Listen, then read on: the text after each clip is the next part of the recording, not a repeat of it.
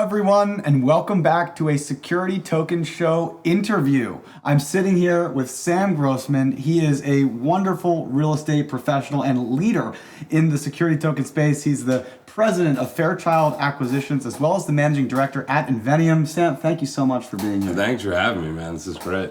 I'm really excited to talk about the process of really being a real estate issuer, leveraging a lot of these new technologies, because I think that over the last decade, potentially century, real estate has been an asset class that consistently lags behind the times with respect to how capital formation processes happen, as well as just management of the technologies.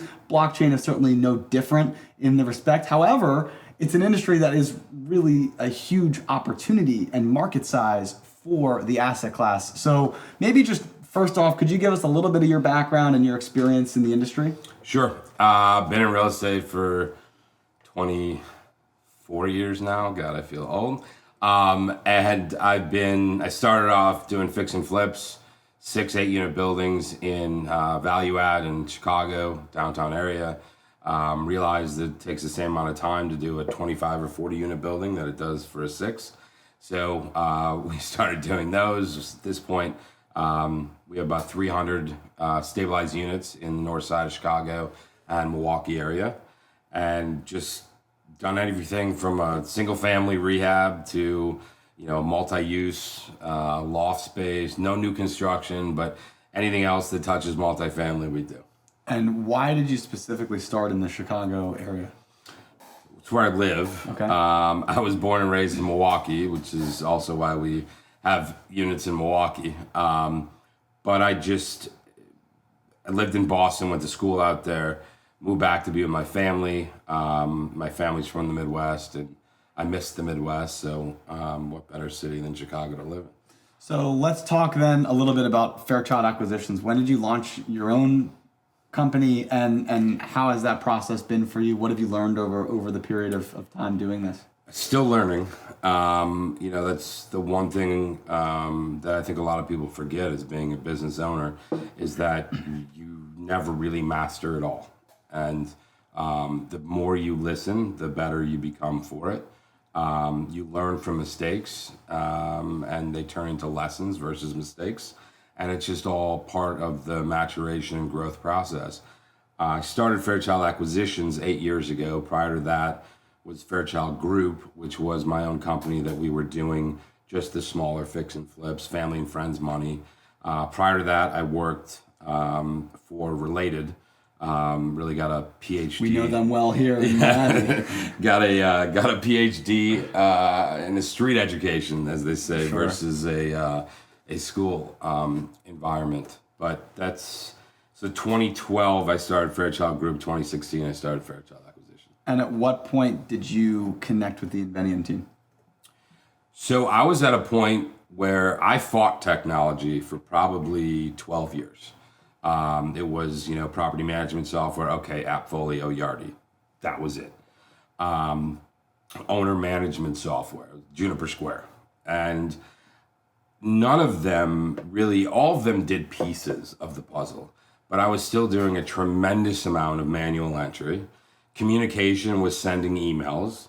And I just said to myself that I wanted to figure out a way that I could cut out the administrative time spent on administrative tasks and automate the process. I had started hearing what AI was. I had started, hearing about, I didn't even know how to do a mail merge, right? So I was not a tech guy. Mm-hmm. And I was really just looking for a one-shop stop that I could do all of that and take away that administrative time spent and focus on what I did best, which was making deals and rehabbing buildings. At the same time, or around that time that I was looking, and I looked at Juniper and I had looked at all of these other platforms, one of my GP partners had become president of Inveniam and mentioned to me, hey, it was mainly sort of a private equity, private asset. Real estate wasn't the top focus. Sure. Of it. And he said, I'd really love you to, meet Pat O'Meara and the founder and CEO of Inveniam and talk to him about what Inveniam can do for you. At first, I smiled at Pat and said, "Good luck. I don't think this has any value to multifamily real estate developers." Why? Because I, again, not a tech guy, wasn't really able to see what it could become. It was the dashboard and the tool, the way it was then, is completely different than it is now. In that I was used to going on AppFolio, clicking on a few buttons, looking at a report. I wasn't used to looking at a dashboard that had everything in front of me. I didn't really understand that the data room meant that all of the leases and all of the financials and all of the rent roll, and I didn't understand the automation part of it, that the AppFolio and the Yardi reports could be automatically fed in. And not only that, but all of those things could be aggregated and linked into one functional document. Now, Pat has never let me forget that moment and probably never will. So again, Pat, sorry. And 2 weeks later, I had one of those epiphanies when I was up at night tossing and turning. And it started to fit together in my mind. If we could do this, then it would result in this. And then I just dove in. And for the last, it's almost 2 years now, I've been educating myself. I've been running around talking about it. And I have realized early on with Inveniam that this is the future, right? This is the... What is this specifically that you're referring to? The technology can create workflow efficiencies in probably one of the most inefficient markets, inefficient industries that also happens to be the backbone of most world's economy, most countries' economies. Right. The most inefficient thing possible can be made efficient through technology. So I want to dive in there. Let's dig in even deeper. For someone that's watching that is a multifamily issuer or somebody that has certainly a ton of property, real estate portfolio, they recognize the jargon, they understand this idea of the technology can change. What does that actually look like? And maybe why, I think this is the other side of the coin, which doesn't get talked about enough. Why isn't that being adopted right now? Like what are the common, I think, still friction points or hurdles that you're seeing that you had to kind of make that connection before it really all clicked so that potentially others can get the same kind of awakening? Great question. You used the words friction, right? Let's take example, a real estate closing from start to finish. Where's the friction, right? Where's the lag time? Due diligence, right? The nightmare of due diligence, whether you're a buyer or a seller, waiting for the so-called deal room to be sent to you by the broker, download, save, print out, manually input into your model, right? So we just talked about 3 workflows, multiple PDFs, multiple Excel spreadsheets. I say making it yours, right? You take other people's data and you make it yours. But what you're also doing by making it yours is you're making it so-called actionable. But it's not actionable unless it's all linked together in one clickable fashion. So think about when you open up a book, right? There's a table of contents. Sure. Or you open up, for the sake of real estate, let's say you get the first 152-page appraisal. Okay. So you quickly go through that PDF, you look through the table of contents, you're like, valuation, page 42. Okay. Go to the top of the Adobe, type in 42, go to that page, read through the valuation, and then maybe there's 2 or 3 other things that you look at. What technology allows you to do, what Inveniam's tool allows you to do by being the pipes, the data operating system, is they action and link all of those things. So now, instead of having a 152-page PDF that you need to sift through, and then your own Excel spreadsheet, and then their Excel spreadsheet, we create that executive summary and that table of contents, and you're actually clicking on what you want taking you where you want and showing it to you how you want. So that's, to me, and that's just due diligence, right? So second part, title. We're not going to get onto that, right? Third part, appraisal, valuation, right? So the biggest issue with valuations, and everyone can agree with it, the bank orders the appraisal. Not the client, the bank orders the appraisal. And the first thing of all the list of items that they, the 3 pages, double space, list of items that they ask you to send them, the first item always is the purchase and sale contract. Why do you think that is? Because that's the value that they're going to appraise it at. Is it a coincidence that it's always within a half a percentage point of what you need it to be? This is different. Technology today makes that different because that list of tasks and deliverables are already verified, credentialed, and anchored to the blockchain. By who? By Inveniam. But somebody has to be appraising the property, right? Then a third-party valuation, that same appraiser that the bank's hiring, is still using this process. Okay. So it's just taking that friction out. Okay. So if you think about a 90-day deal, right? 30 days is due diligence. 30 to 45 is the appraisal process. What's left? 15 days? If you can cut just 50% of the 30 and the 45, now you're talking about quicker closings. No, you're not getting deal exhaustion. Sure. So that when you go in for the haircut, the seller's not tired of dealing with you. So you actually, that part will be more efficient. Better deals are going to happen in a more efficient way. More transactions are going to happen. More transactions happening is a better marketplace. So right? I'm hearing the Web 2, if you want to call it that, solution here, which is the development of the software and the automation. Let's go to the blockchain piece. And I'm sure you get this question a lot. I get this question a lot. Our viewers may be thinking something similar. Why does it need to be on the blockchain? That's what everybody says. That's what any skeptic is going to ask you. Why does it need to be on the blockchain? What is your perspective on why that data, why those operations need to be on the blockchain? I have a few reasons for it. First of all, security and the transfer securely of those documents. And I'm not talking about, your lawyer sends you a secure link and you click on it and you download it and you got to have a password and the password changes, or you have a soft token that you got to plug in, the password that changes every day. The security side of it, the fact that you can anchor it to the blockchain at its place of rest. So you don't need to actually move the document. So if you're holding it in OneDrive, if you're holding it in cloud or an S3 bucket, we can credential and anchor it there. So that's first, right? Okay. That's the first and second most important thing.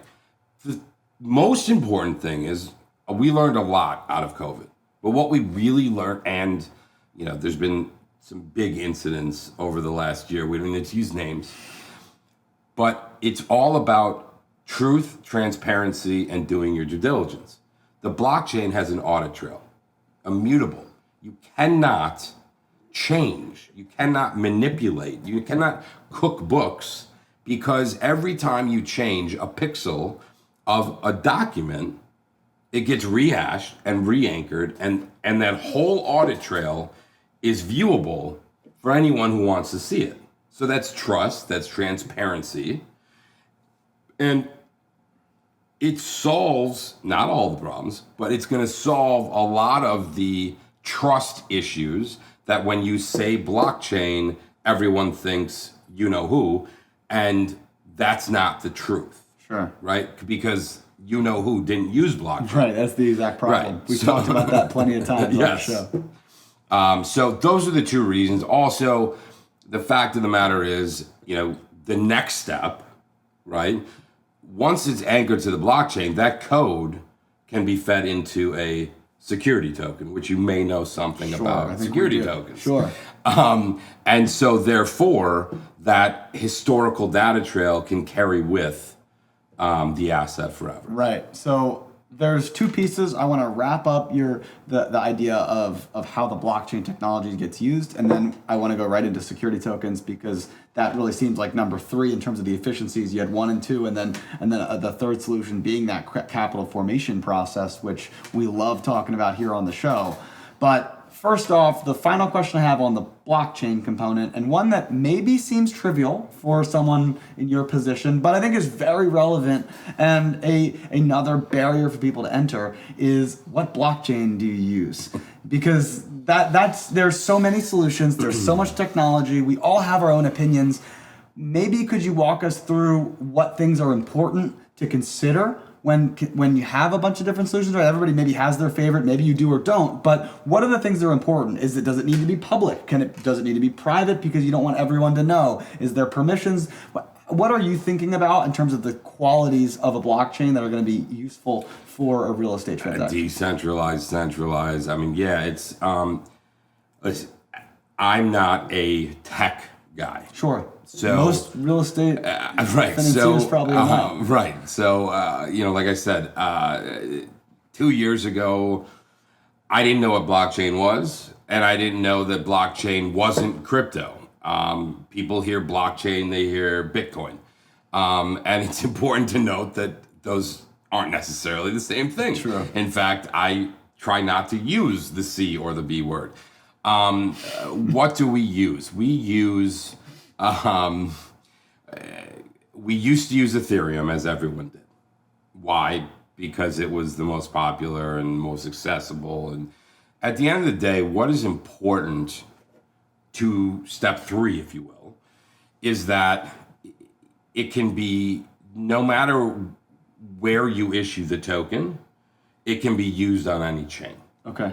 So that, to me, is one of the most important things. So like the interoperability, the composability, right, if you will. 100%.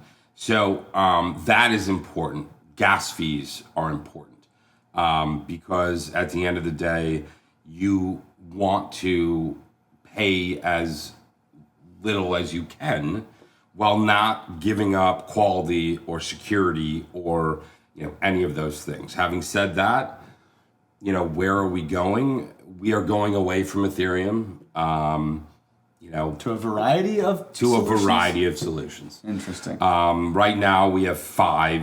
Inveniam has 5 up. Different blockchain. Similar. And do you store layers. the same document on 5 blockchains, or is it different processes have different processes that are stored differently? But at the end of the day, Hyperledger, big one. There's 2 or 3 others that are optionality. At the end of the day, the client chooses it. Whether they know what they're choosing or not, it's kind of like when they go with the cheapest option. Right. I was going to say, it's like when you get it from your lender, you get the 3, option A, B, and C for appraisals. Here's the price and here's the turnaround time. You don't know the firm because you're not allowed to know the firm. So you choose whatever the cheapest one is and you move on. I think what's important is that you educate yourself on the difference and make sure, that it is private if that's what you want. Right. You make sure that, the permission base is there. You make sure that, if you're using X, that it can be used in multiple platforms, multiple ATSs, right. So that you're really not pigeonholing yourself. Sure. Interesting. When you move forward. So let's talk about that process. That we have the blockchain seems like it solves internal operational, realities of going through this process, but then there's also this external component of managing a cap table, in soliciting investors, in managing the financial asset, and balancing that from a third-party management perspective. So could you talk a little bit more about the security token opportunity, what that means? Again, if we kind of relate that back to your experience in traditional real estate financial opportunities, what does a security token, what does leveraging the blockchain and tokenization for the capital formation, how does that change the process from your experience? Well, I think the biggest problem, and I think most real estate investors, operators, syndicators would agree that The fact that the asset itself is illiquid is the biggest issue. The second biggest issue is the man hours that are related to raising cap. And then there's the managing of the cap table. Yes, there are technologies out there that will manage the cap tech, right, sort of, for you. But at the end of the day, everyone likes what they like and how they like it. And, I managed mine with a 28 tab Excel spreadsheet that had if-then statements and macros. And, you're like Googling how to do this in Excel on a 24-hour basis. So the most important thing that blockchain and different technologies do are the efficiencies and taking the friction out of the processes that happen. And the biggest end all be all, like, why is this really the future of the industry, is that you're able to take a level 3 illiquid asset, level 3 is how the IRS defines it, and eventually reclassify it as a level 2 and start trading like it's Apple stock. Making it a security. You say security token, and everyone's like, why is it a security token? Is it more secure? No, it's a security. Right. So now you're taking your cap stack again and providing liquidity optionality. Again, huge thing that people mix up. Just because you tokenize an asset does not mean that all of your LP investors need to sell their tokens. Right. It just gives them the flexibility. It's it's optionality in a investment opportunity that had no options before. New construction, 5-year hold, you're not going to see a dime until it's built and stabilized and all the risk is taken out of it. Cash out refi, long-term financing, and now you're going to start getting your distributions.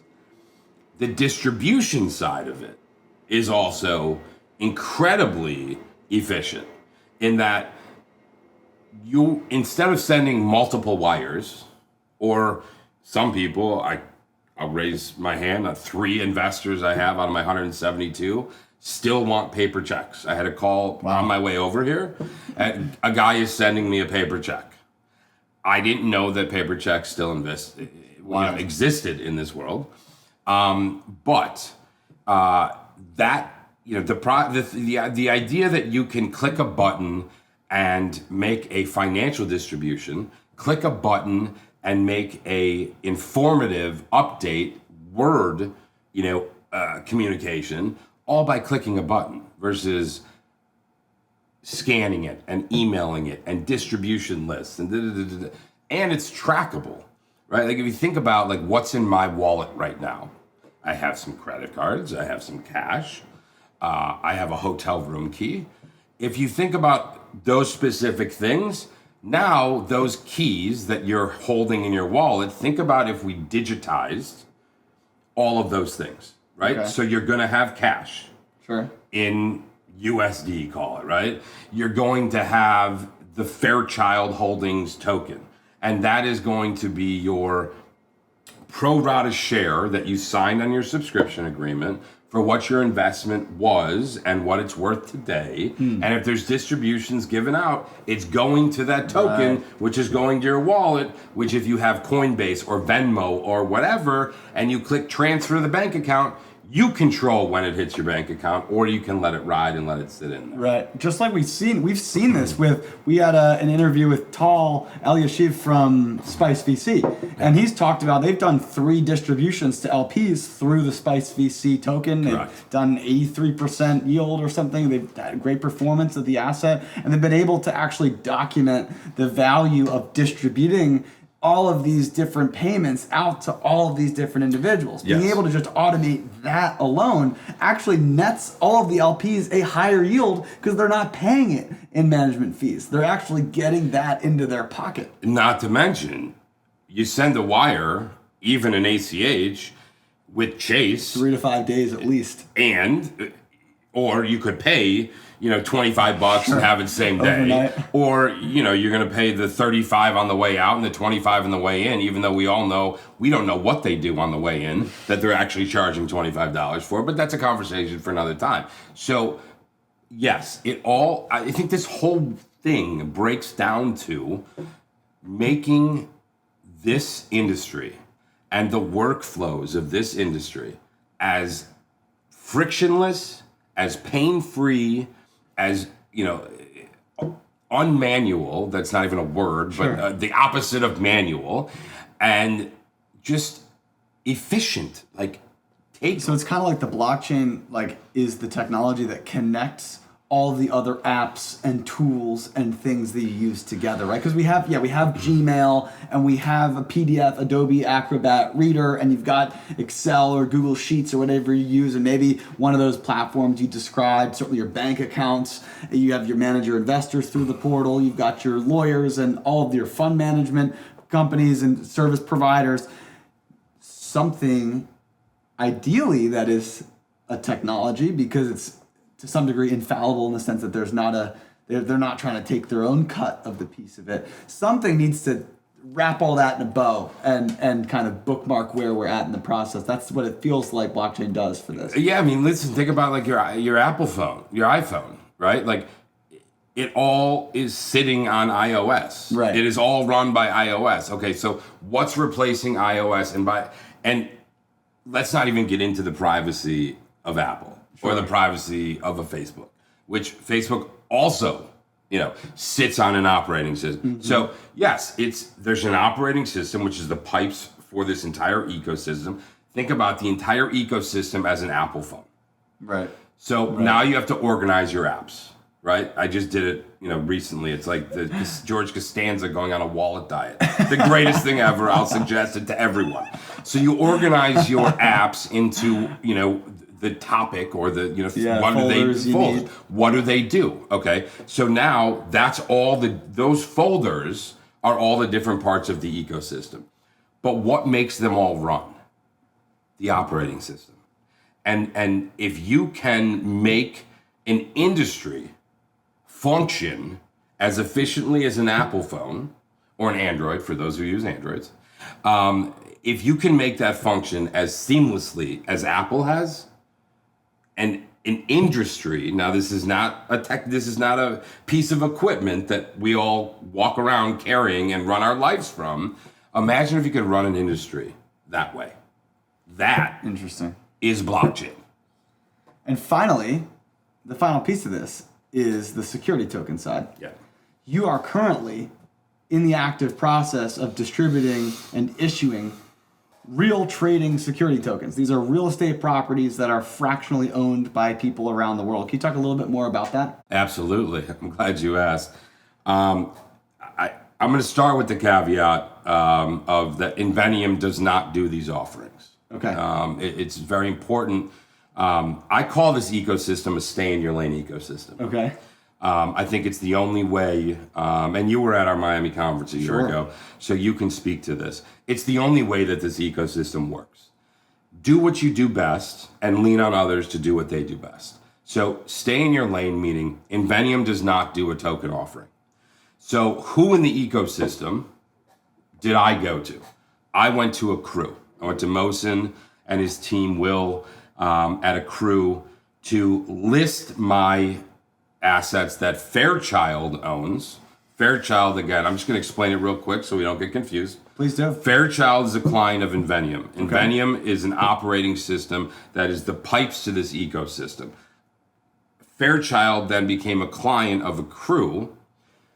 The valuations and the data gets pushed, Fairchild's information pushed through the pipes of Inveniam to a crew. A crew is the bulletin board that issues and offers the token. Now that that's clear, we can talk about the actual offering. Sure. So it's being offered on a crew. It's being offered on a crew, akru.co. akru.co. So let's start with the why am I doing it? Go for it. I have two stabilized assets that are performing. I've spent the last 2 years talking about tokenization and blockchain and real estate is the future of this industry. So if I'm going to preach it, I might as well practice it. That was the first reason why Mohsen and I started talking. And I told him I was selling some assets, and he said, why? And I said, I've owned these assets for 4 or 5 years. They're performing. I want to get out. I don't have enough time to manage this, that, and the other thing. And he said, let's tokenize it. You want to know how it works anyway, so what better way to do it than to do it yourself? So put your money where your mouth is, Sam. So I did. We launched 2 assets in Chicago, a 6-unit and 7-unit building.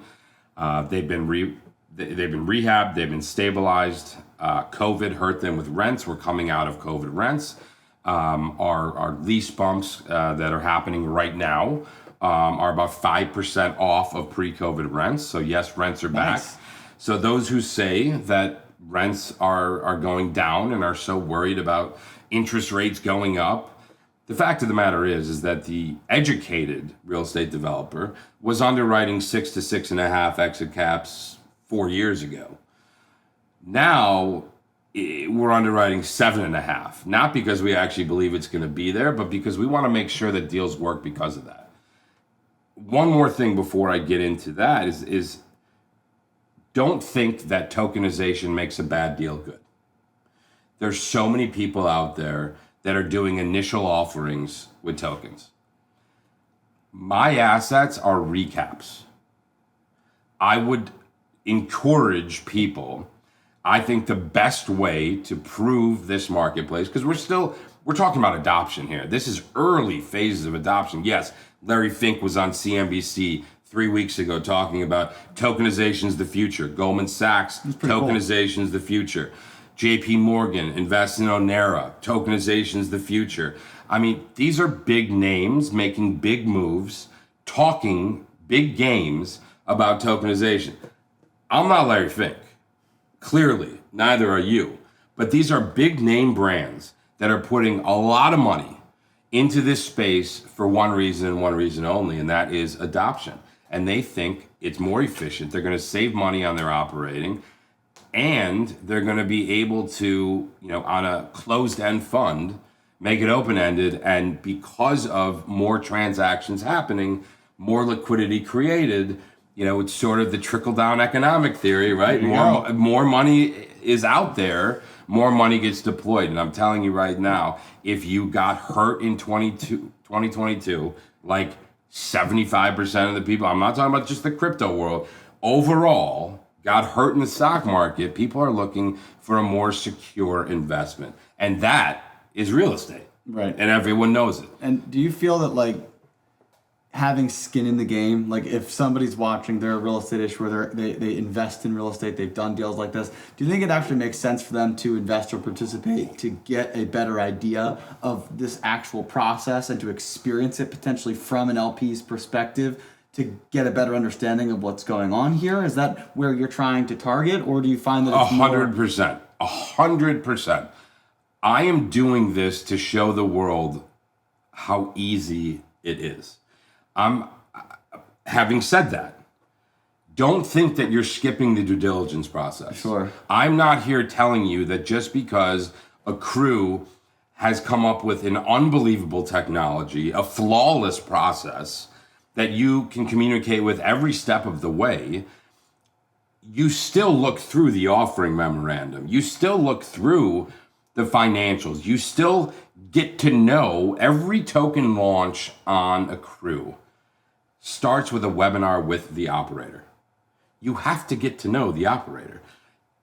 Don't put your money in something that you don't know anything about just because it's cool. People invested in Shiba Coin. We can all agree it was Fugazi.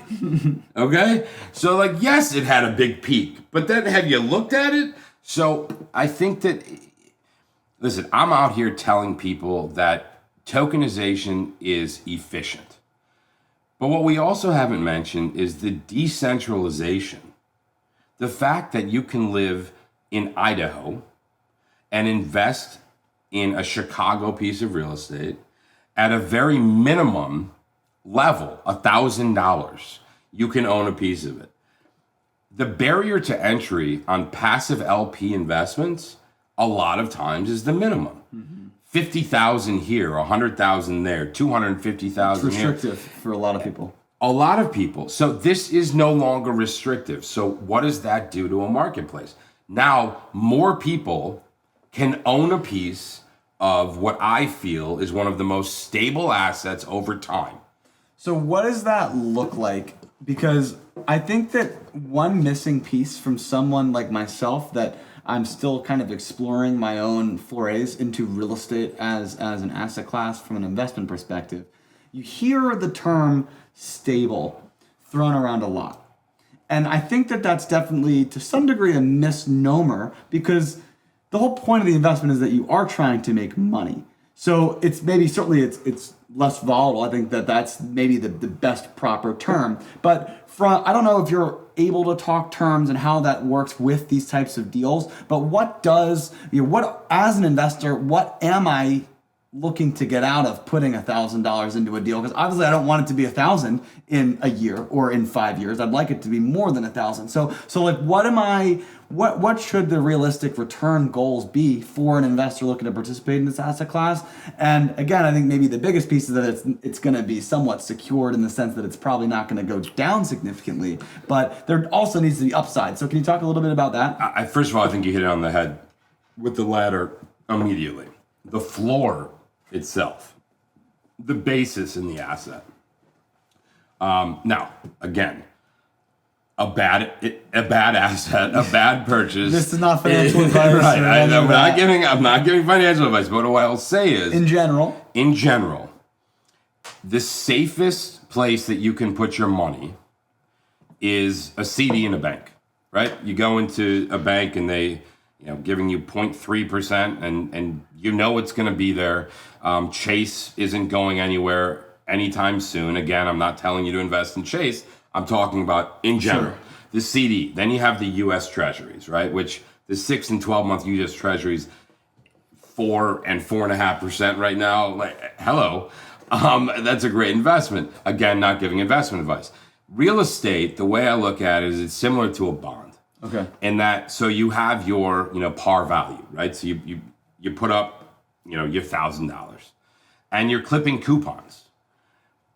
The hope is that through time, if it's in a good market and it's a good purchase, the value itself is going to appreciate. The equity value of that ownership in the property. Right. So I would say that the asset value, sure, as you're paying down P&I, the debt's decreasing, the equity is increasing. Even if the value of the asset stays the same, your equity is worth more because you're paying the debt down throughout time. Interesting. So that alone, you're increasing the value of your investment.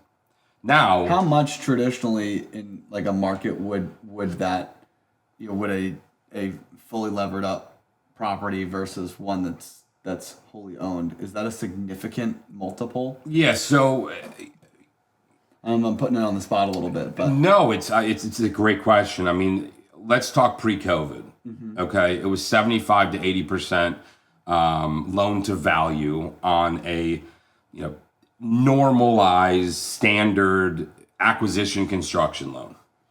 You would add value to it by doing a rehab. So let's just say, for numbers' sake, $1 million, you're putting $500,000 into it. Okay. So your basis is 1.5. You're going to raise 25% in equity. Okay. 75% in debt. So your actual cash basis is 1.5 million. That $500,000 rehab should create something around 300 to 500,000 of additional value. So now let's say the value is now 200,000. So you're going to now get 2 million. You're now going to get a Fannie long-term stabilized debt at a 70 or 75% LTV. The difference of that should be about 40% of your initial equity, which goes back to you. Okay.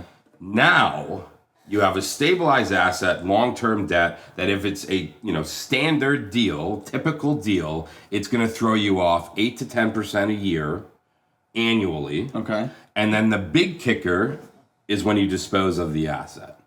And so all in, a multifamily real estate deal's timeline horizon is 24 months, you get 40% of your initial equity back, 8 to 10% year 3 and 4, it gets sold in year 5, and you should be somewhere around an 18 IRR or a 1.8x return all in. Right, that's fantastic. Okay, so that's that 5-year timeline. Okay. Now let's bring that back, right, to tokenization. Yeah, this is great. Okay, because this is the really cool part. This is the juice, ladies and gentlemen. This is what really got me excited as I'm listening to all these people talk about if tokenization is happening. I'm here to tell you that tokenization is happening and adoption is happening.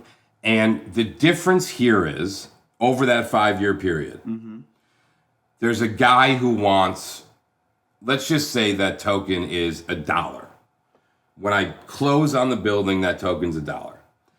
When I get through construction, 24 months, it's $3. And when I sell it after 5 years, it's $5. Now, through tokenization, you have the opportunity. So the risk, the so-called risk of the deal, is the execution of the rehab and the leases and the creation of the value add. Okay. So let's just say that instead of $3, it's $4. So because it's riskier. So your return might be a little bit better. Or we could just call it $3 and say that it's 2 months. And then in the following 3 months, you have another, $2 of value instead of $3, right? Any step of the way, you can sell. So there's a guy who wants the riskier return, but there's also the guy who just wants to clip Give coupons. me that 8 to 10%. And then there's the guy who just doesn't want any clipping coupons, doesn't really care. He's a yield buyer, and he, from a tax standpoint, would rather just have one check at the end. Tokenization allows you to do that. I'll give one more example. New construction. Riskiest, even here in Miami. You look out the window. These buildings. You look out the window. There's cranes everywhere here. This is a better example. When you break ground, it's $1. When you, as stabilized, leased up, sell it, it's $10. Interesting. Right? Better spread. Now you got the guy. Right. So now you get that. You're 50% of the way through construction. Now you're $1, $3. You start leasing up, you're $3, $6. You fully stabilize, put long-term debt on it.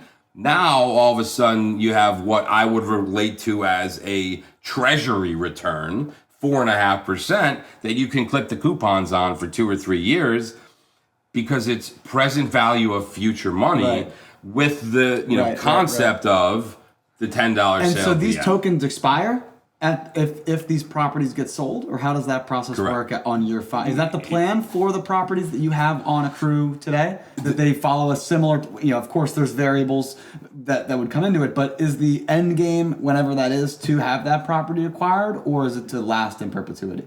The end game is to have 100 Fairchild assets in token form, tokenized, and clipping coupons forever. Okay, so the goal isn't necessarily to sell unless a deal was... That's why it changes. Tokenization changes that also. Because you're not forced to sell it. You're not forced to sell it. Right. You're not forced to sell it So because... you just clicked in my head. Right.